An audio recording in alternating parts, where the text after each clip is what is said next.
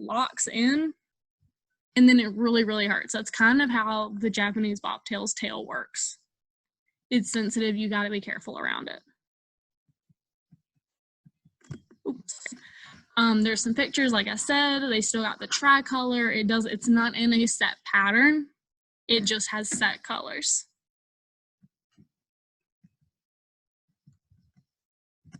The Korat. This is an interesting cat breed to me just because it looks like a street cat. And it's apparently this like highly prized, rare cat of Thailand, but it's like, I swear I've seen 15 of these cats on the streets and didn't know that they were Korats. I guess the way you would know if they're Korats is also, one, because of the way that they look, where they have this silver colored hair called blue, and the way that they behave. So they're very protective cats. They don't really like strangers.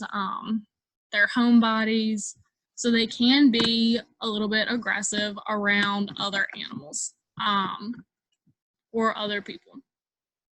Again, the Korat. Who really knows about this one? I'm a little bit on the fence about this cat breed, just because it looks like every other street cat that I've seen. Here's some pictures though, all of them completely gray. They've got these greenish colored eyes, but that's about the only thing about them.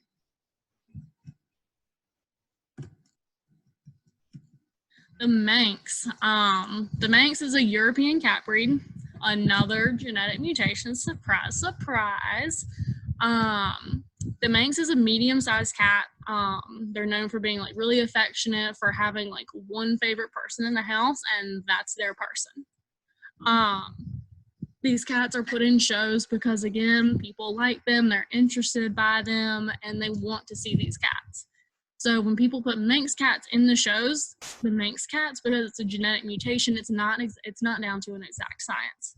Meaning the Manx cat, even though it shouldn't really have a tail, it can still have a tail because it's a genetic mutation. You can't control these unless you're a geneticist. So you can have cats that don't have a tail that are called rumpy. You can have cats that have a short tail called a stumpy, or you can have cats that are that have long tails. Having a Manx cat that has a long tail, it's almost like an oxymoron because they're not really supposed to have a tail. So it's more difficult to prove that, yes, this is a Manx cat and it's not just like a cat I found on the street that has a tail. The best show cats though are gonna be the rumpies, the ones that don't have a tail, because you can look at that cat and say, okay, it does not have a tail, which means it has to be a Manx. So this cat is a rumpy, and then this cat right here is a stumpy. It's got a nice little nub on its butt. Kind of like how the Japanese bobtail does, but you've got to remember that the Japanese bobtail only has three, it can only be tricolored or tortoise-shelled. The difference between this cat, the Manx, the stumpy Manx, and the Japanese bobtail is that this cat can come in any color just about, and the Japanese bobtail has to have orange, black, and white.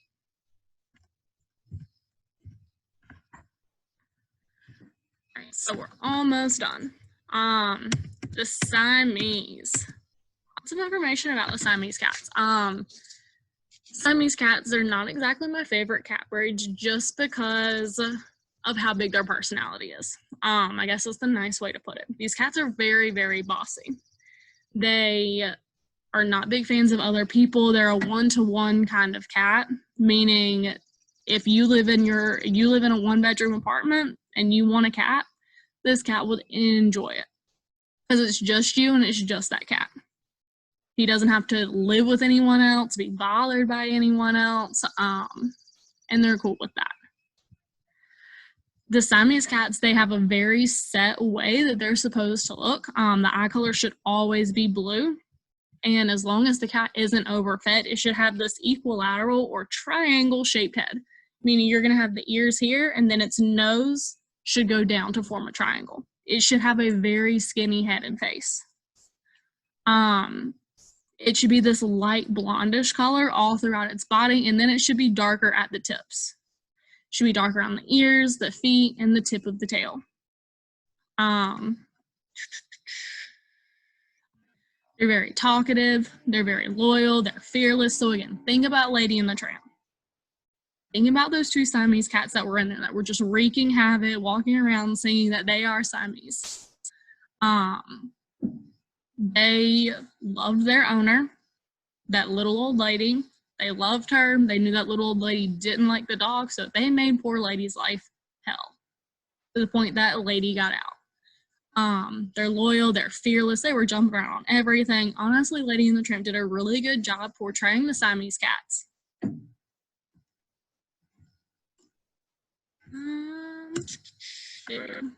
So pictures of the Siamese cats, they're lighter on the body, they have a dark nose or face, dark ears, dark legs, and a dark tail. As kittens, they're born very, very light, and then the older that they get, they're going to start developing more pigmentation and more color throughout the rest of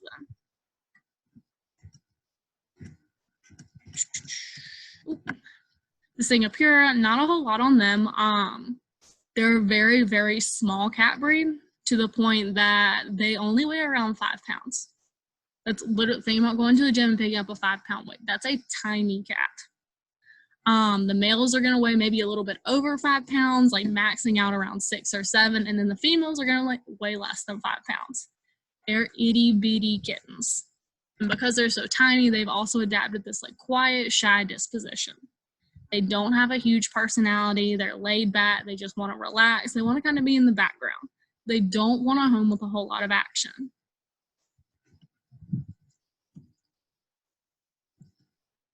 So there's the Singapura cat. This is a full-grown cat this woman is holding. Look how tiny.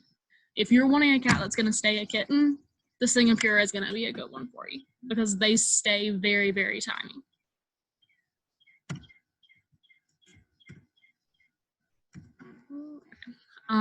The snowshoe breed of cats, these cats, they look very similar to the Siamese cats where they've got the coloration, they've got the lighter body, they've got the darker ears, and they also have the blue eyes.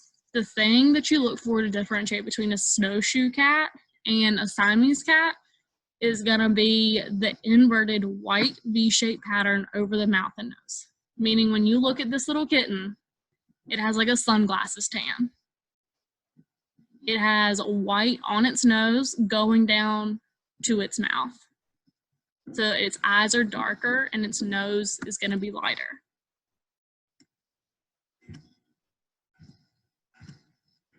So you can see that all the way throughout. It looks like they're kind of wearing, they're called snowshoe cats because it looks like they're wearing snow goggles, how the goggles fit over the face but don't necessarily cover the nose.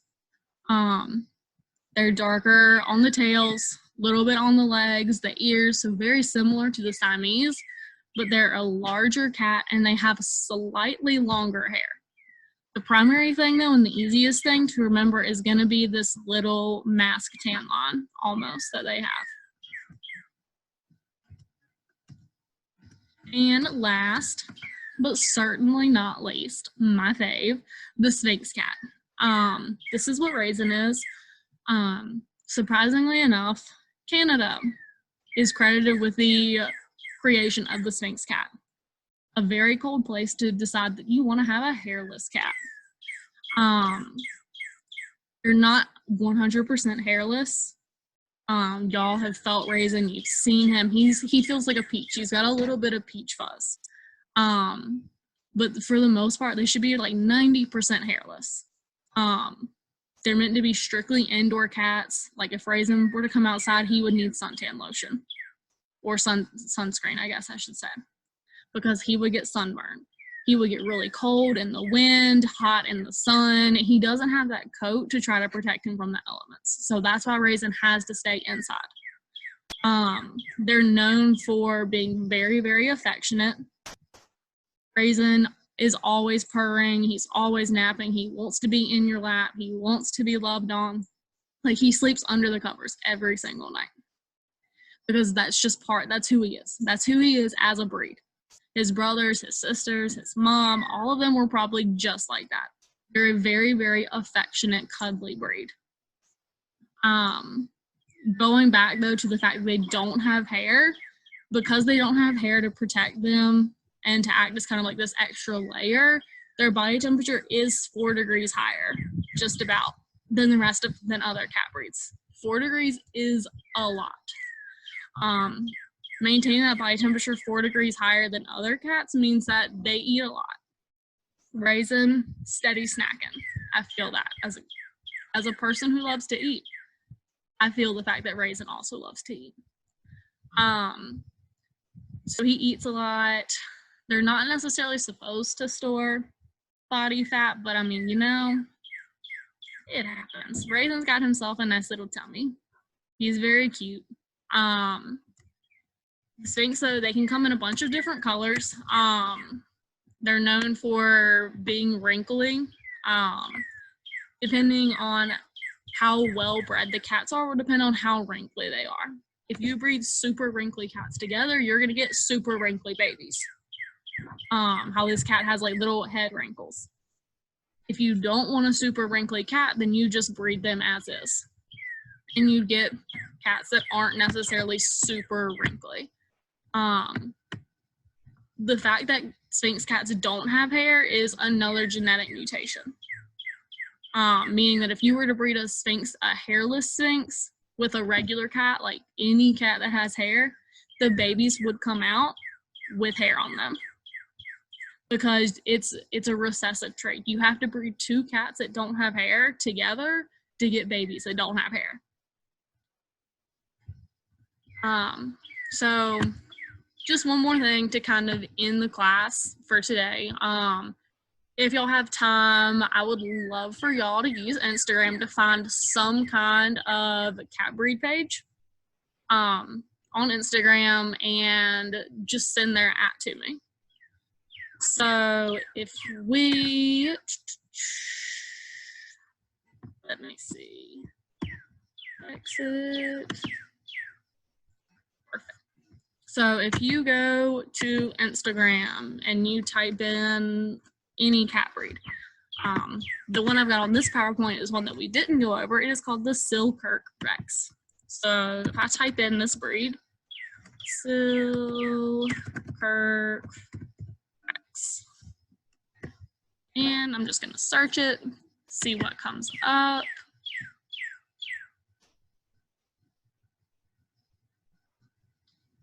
You see these cats that are super hairy and funny looking.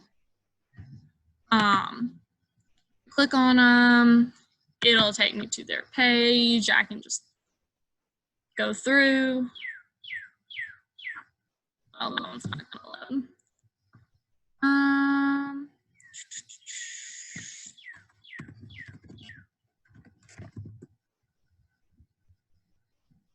Let's see.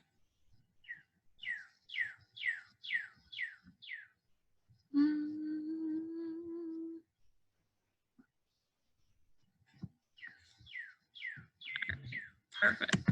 This is what I was looking for. Gina and Geppetto. They're Shorthair Rex or curly cats. This is a cat breed that they look kind of like the Devon Rex, where they have very curly hair, but rather than that hair staying short and tight to the body in waves, their hair grows out and gets very, very curly. So if you guys have time, I would love to see what you guys can find. But that's it for today. Like I said, I miss you guys. Let me know if you have any questions. Feel free to email me at Moda, Ramon, whatever. I hope that I will see you guys soon, but if not, I'll have another lecture and assignment posted in the next couple of days. Stay safe, you guys. I miss you.